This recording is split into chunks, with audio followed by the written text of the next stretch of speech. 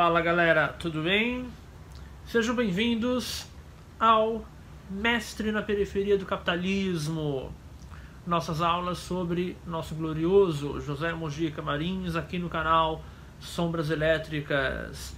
Muito bem, hoje vamos para a nossa quarta aula. Hoje a gente vai falar sobre os testes macabros, famosos testes macabros realizados pelo Mojica, e também sobre O Estranho Mundo de Zé do Caixão e Trilogia do Terror, 2 filmes de episódios feitos pelo Mojica, tá? Sendo que Trilogia de Terror foi co-dirigido por Mojica e 2 de seus grandes amigos, o Luiz Sérgio Persson e o Oswaldo Candeias, beleza? Então, vamos lá! Muito bem, galera! Bom, em 1967, o Mojica ele começa a realizar os famosos testes macabros. Em que consistiam esses testes? Em um casting, basicamente, de atrizes para participarem do seu próximo grande sucesso com o Zé do Caixão, que seria a encarnação do demônio, a terceira e última parte da trilogia Zé do Caixão, que na verdade só seria filmada e lançada em 2008.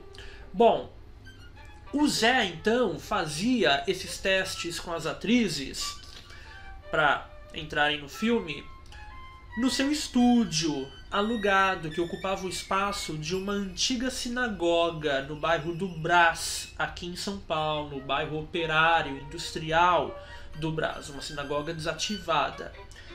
Cara, esses testes fizeram um sucesso estrondoso. O Mojica, como eu já falei, ele sempre foi muito apegado à autopromoção. Sempre se preocupou muito em manter o seu próprio nome na mídia o tempo todo, tá? Então, na época da realização dos testes macabros, o Mojica ele dava bastante entrevista, principalmente para TV. Resultado, os testes eram verdadeiros espetáculos públicos. Toda vez que acontecia, vinha um monte de gente. As atrizes, é claro, dezenas, centenas de moças sonhando em entrar para o cinema, em virar estrela de cinema, suas famílias, curiosos e jornalistas, né? Porque esses testes eles envolviam coisas típicas do universo mojicano. Então ele colocava essas atrizes para interagirem com animais esquisitos. Interagir, eu digo, manipular cobras, aranhas, comer insetos, baratas. Que mais? Colocava essas atrizes para participarem de performances sadomasoquistas. Que mais? Enfim, era um espetáculo horrendo, né? E isso era notícia, grande notícia do dia. Bom, saiu em revistas da época, que a gente tem uma matéria da revista O Cruzeiro falando sobre os famosos testes macabros, né?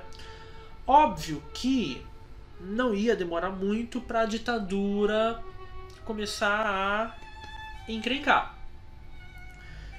O que aconteceu? Os fiscais do Departamento de Diversões Públicas de São Paulo começaram a vir com uma ideia de que o estúdio sinagoga do Mojica não tinha alvará para funcionar. Não tinha vistoria do Corpo de Bombeiros, não tinha vistoria dos órgãos de saúde pública, e não tinha mesmo, tá?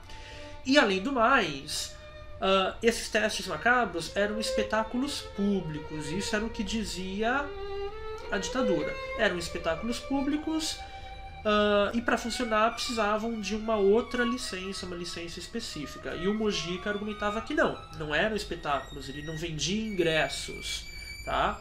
Mas na prática era um grande espetáculo. O que aconteceu? O Mojica não se deixou intimidar. Ia na TV, dava entrevista, peitava a ditadura, né? Não perdia a oportunidade de, na mídia, reclamar que a censura, que a ditadura o impedia de trabalhar, o impedia de gerar empregos, o impedia de contribuir para o engrandecimento do cinema nacional. Resultado, um belo dia, vieram os fiscais durante a realização dos testes, né? Os testes eram marcados e divulgados com antecedência largamente. Vieram os fiscais e fecharam tudo. Botaram todo mundo para fora, lacraram o estúdio Sinagoga do Mojica. Mas, bom, o resultado já tinha sido ganho, o resultado esperado pelo Mojica, né? Que é a publicidade gratuita. E aí, graças ao sucesso vindo dos testes macabros, o Mojica conquistou um programa de televisão e mais 2 longas-metragens. Nenhum deles o Encarnação do Demônio, mas ótimos filmes também, que a gente vai falar.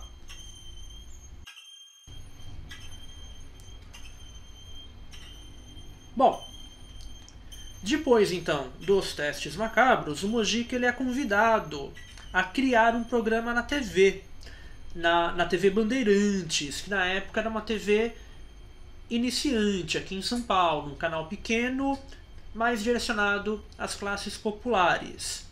Esse programa será o Além, Muito Além do Além. Esse título misterioso, né? Bom, é o nosso Twilight Zone brasileiro. O programa era composto por episódios de curta duração, cada um trazendo uma história macabra supostamente real, de cartas que o Mojica receberia de seus fãs, né? O programa durou pouquíssimo tempo. No artigo que eu vou disponibilizar para vocês, que eu estou disponibilizando junto com essa aula, eu explico mais detalhadamente, né, o processo de criação e fim desse programa. Durou pouco tempo, mas dos episódios desse programa nasceram 2 longas-metragens. O Trilogia do Terror, que é, vamos dizer, o biscoito fino na obra do Mojica, né? Por quê? Porque ali a gente tem 3 episódios, né? É um longa composto por 3 curtas-metragens, dirigidos por cineastas consagrados no período, consagrados entre o público mais intelectualizado mesmo, né? Além, é claro, do próprio Mojica. Então, a gente tem o Mojica dirigindo o último segmento, né? E os outros 2 são dirigidos por Luiz Sérgio Persson e por Oswaldo Candeias, grandes diretores do cinema brasileiro dos anos 60, e ambos amigos do Mojica, tá? Muito bem. A censura, ela encrencou com a Trilogia do Terror. Não exigiu muitos cortes, foram só 4 cortes no filme inteiro. Porém, cortes relativos a, bom, censura anticomunista. A censura, é claro, não gostou nem um pouco do episódio do Persson, que trata de fantasmas de guerrilheiros mortos, né, numa clara homenagem a Che Guevara, que tinha acabado de ser assassinado na época das filmagens. A censura não gostou, né, pediu para cortar algumas cenas aí desse episódio, e uma censura racista também. No episódio do Mojica, intitulado Pesadelo Macabro, a gente tem uma cena terrível, né, de estupro, na qual alguns homens negros ali, junto de outros, né, violentam uma mulher branca. E a censura, ela encrencou não com o estupro em si, não foi com a violência contra a mulher que a censura se escandalizou, mas com o fato de um homem negro. Né? Um homem negro em relação, né, ainda que violenta, com uma mulher branca. Um dos censores chegou a escrever isso, a cena em que, pedindo para cortar a cena em que aparece o preto com a língua na boca da moça. Bom, a gente vai ver agora essa cena e, na verdade, não há. O homem que aparece lá não está com a língua na boca da moça, mas a gente percebe sim a cena que escandalizou a sensibilidade racista do censor.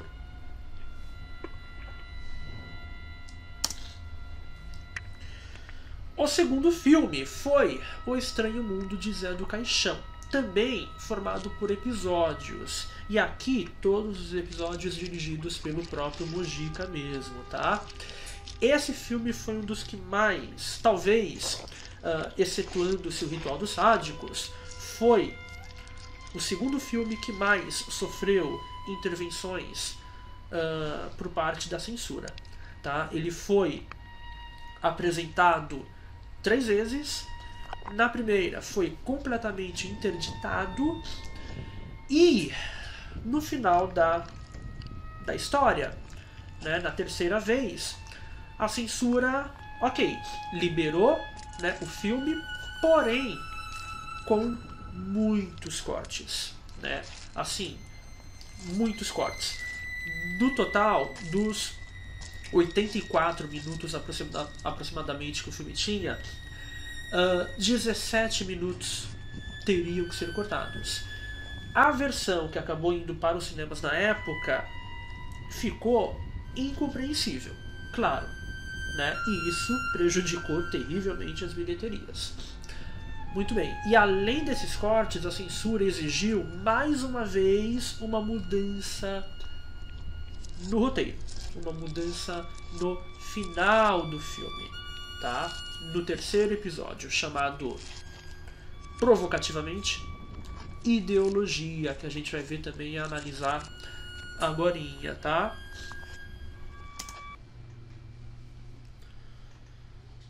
Bom, vamos começar com a cena do estupro em Trilogia do Terror.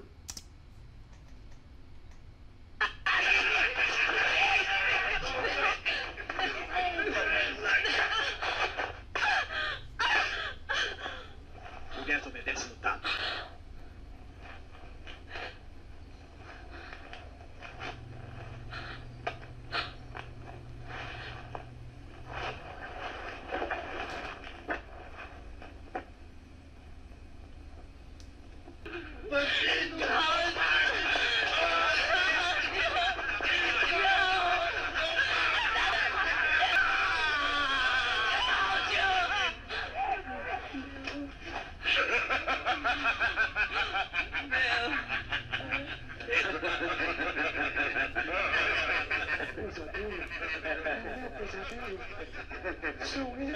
Esse pesadelo, entre aspas, na história do cinema, principalmente do cinema norte-americano, Deixem ela, por Deus. sempre foi Não, Rosana. Ajude-me! o pesadelo Não, não. racista da população branca, né? Não! Não! Um homem negro violentando uma mulher branca. Isso no cinema norte-americano sempre, essa imagem, essa ameaça, entre aspas, sempre esteve presente.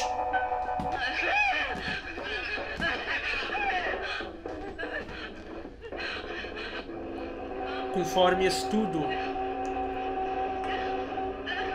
publicado no livro Horror Noir, lançado recentemente aqui no Brasil. Turma, o homem esticou as canelas. O negócio é dar no pé. Vamos.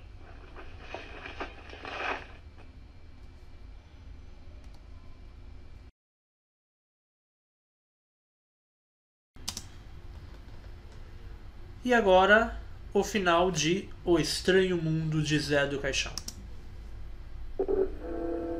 O o episódio Ideologia.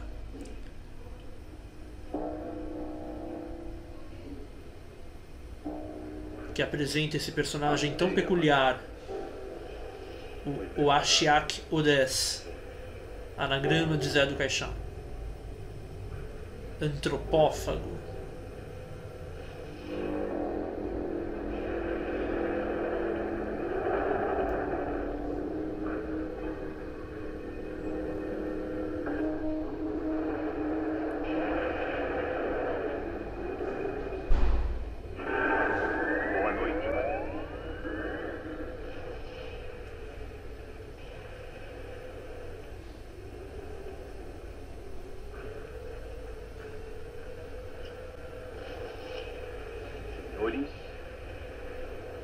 Bom apetite.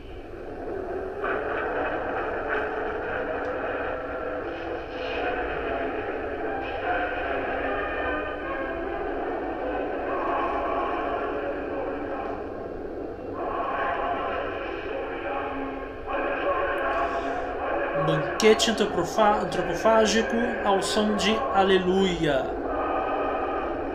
Provocação tipicamente mexicana.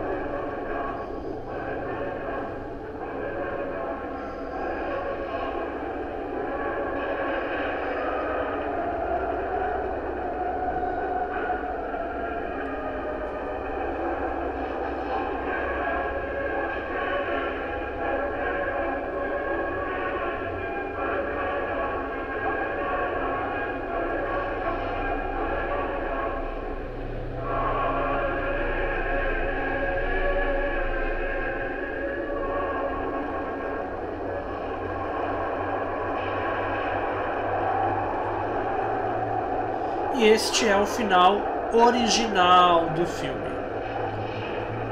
antes de ser apresentado a censura. E agora, o final imposto pela censura.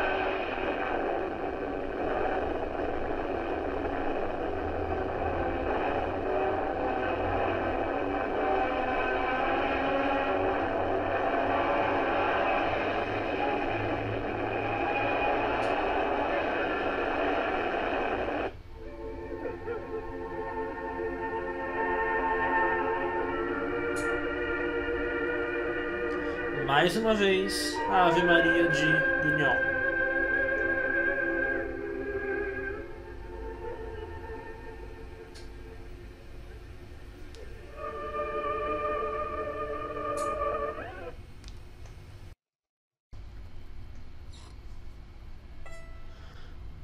Bom, a censura impôs então um outro final para O Estranho Mundo de Zé do Caixão.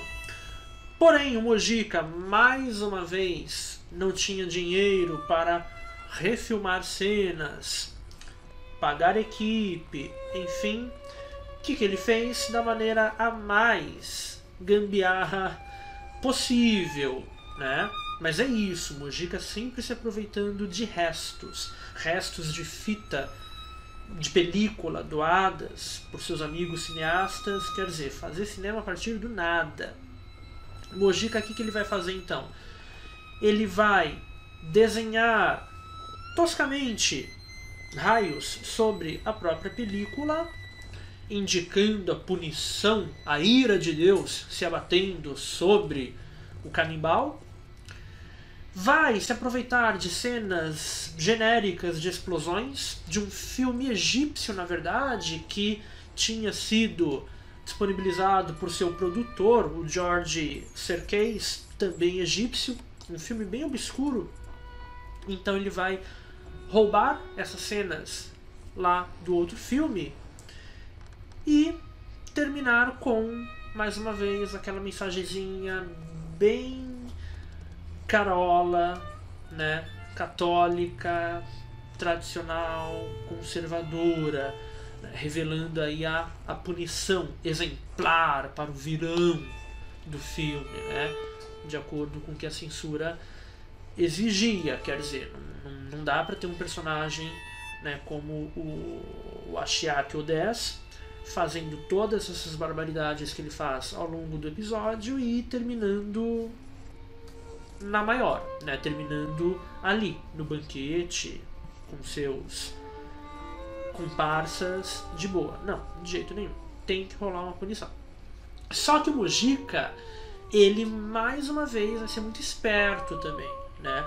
Muito provocativo contra a ditadura, contra a censura. Então ele vai acatar, ok, eu mudo o final do filme como vocês querem, só que ele vai deixar uma marcazinha ali, muito irônica, um pequeno comentário, né, mas uma marca evidente da imposição da censura, da repressão, que é o que a gente está vendo aí na tela, né?